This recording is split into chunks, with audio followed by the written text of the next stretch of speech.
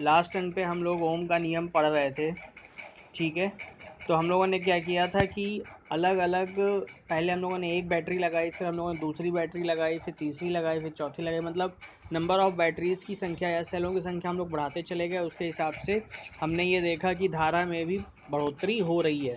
और एक चीज़ और, इनका जो जैसे जैसे विभवांतर बढ़ रहा है वैसे वैसे धारा के मान में भी वृद्धि हो रही है। और इनका जब ग्राफ खींचा गया था तो वो ग्राफ भी क्या, एक सरल रेखा आ रही थी, ठीक है। तो ये इसमें देखिए, ये जो ग्राफ बना हुआ है, यही ये सरल रेखा जो आ रही है, इससे हमें ये पता चलता है कि जो विभवांतर है, किसी तार के सिरों के बीच विभवांतर उसमें बहने वाले विद्युत धारा के अनुक्रमानुपाती होता है, ठीक है। तो यही उसमें लिखा हुआ है। परंतु इसमें कंडीशन ये है कि शर्त ये है कि तार का ताप जो है वो समान रहना चाहिए। इसे ओम का नियम कहते हैं, ठीक है। तो दूसरे शब्दों में V प्रोपोर्शनल टू I, तो V upon I equal to नियतांक या कांस्टेंट। ये नियतांक क्या है, R है, कैपिटल R है, तो V बराबर IR। तो नाइक्रोम तार के लिए VI ग्राफ ये आपको दिया गया है। सरल रेखी ग्राफ दर्शाता है कि जैसे जैसे तार में प्रवाहित विद्युत धारा बढ़ती है, विभवांतर रैखिकता मतलब लीनियरली है, ठीक है, मतलब सीधा, रैखिकता बढ़ता जाता है। यही ओम का नियम है। जैसे जैसे आप सेल बढ़ाओगे तो विद्युत धारा का मान बढ़ेगा, विद्युत धारा का मान बढ़ेगा तो तार के सिरों का जो विभवांतर है वो भी बढ़ता चला जाएगा, ठीक है। तो समीकरण 12.5 यानी V बराबर IR में किसी दिए गए धातु के लिए दिए गए ताप पर R एक नियतांक है जिसे तार का प्रतिरोध कहते हैं।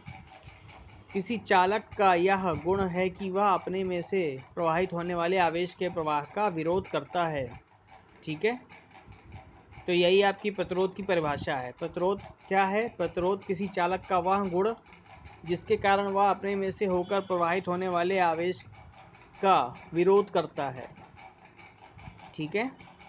तो इसे ही प्रतिरोध कहते हैं। प्रतिरोध का मात्रक ओम है। इसे ग्रीक भाषा के शब्द ओम से निरूपित करते हैं। ओम के नियम के अनुसार R बराबर V अपॉन आई, ठीक है। V बराबर IR तो R बराबर V अपॉन आई। यदि किसी चालक के दोनों सिरों के बीच विभवांतर 1 वोल्ट है तथा उससे 1 एम्पियर विद्युत धारा प्रवाहित होती है, तब उस चालक का प्रतिरोध 1 ओम होता है।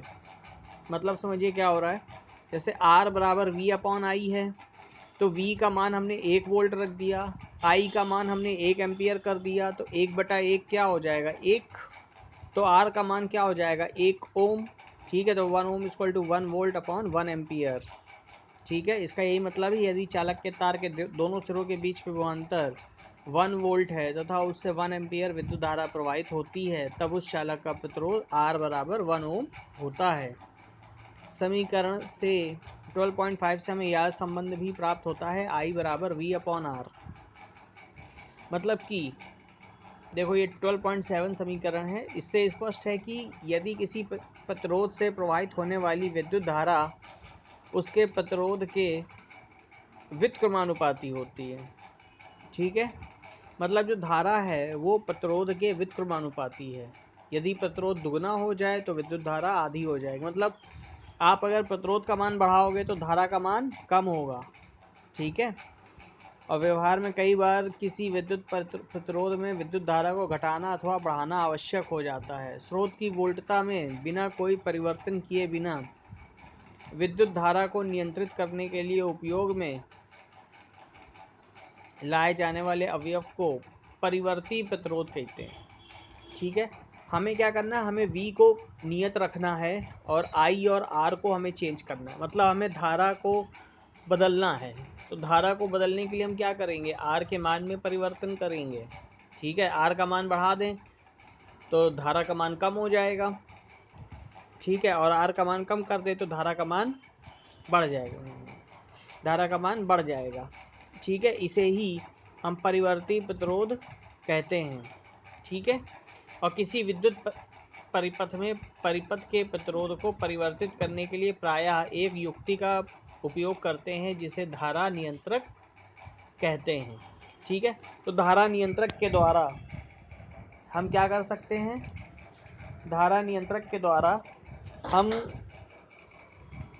विभव में परिवर्तन या विभवांतर में परिवर्तन किए बिना धारा के मान को बदल सकते हैं। ठीक है, तो देखो ये क्या कैसा होता है, ये एक्चुअली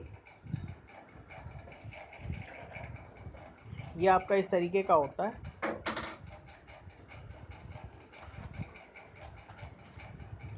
जैसे आपने रील देखी अपने घरों में, तो रील में क्या होता है, एक बेलन होता है, बेलन के ऊपर क्या होता है, तार लपटे होते हैं। तो ऐसे ही तार इसमें लपटे होते हैं। ठीक है, इस तरीके तो ये दो सिरे हैं। इसके ऊपर क्या होता है, इसके ऊपर एक स्लाइडिंग कुंजी होती है, मतलब फिसलने वाली कुंजी। आपने क्या किया, आपने इस कुंजी को यहाँ पे कर दिया, सपोज यहाँ पे कर दिया। तो यहाँ से अगर हम तार की लेंथ नापे हैं, तो यहाँ से तार की लेंथ मान लो L1 है, अभी लेंथ कम है। ठीक है, और आपको पता है कि जैसे जैसे अगर लंबाई बढ़ाएंगे तो क्या होता है, प्रतिरोध का मान भी बढ़ता जाता है। तो अभी लंबाई कम है, तो यानी कि प्रतिरोध कम होगा। अब मान लो यहाँ पे लगा दिया, तो जो धारा है वो यहाँ से यहाँ तक जाएगी, और यहाँ तक मतलब ज़्यादा लंबी दूरी वो चलेगी। ठीक है, अगर वो लंबाई में ज़्यादा चलेगी मतलब उसका प्रतिरोध भी ज़्यादा बढ़ जाएगा। बस हम इसी को धारा नियंत्रक कहते हैं। ठीक है, तो आज के लिए इतना ही। ठीक, ओके, थैंक यू।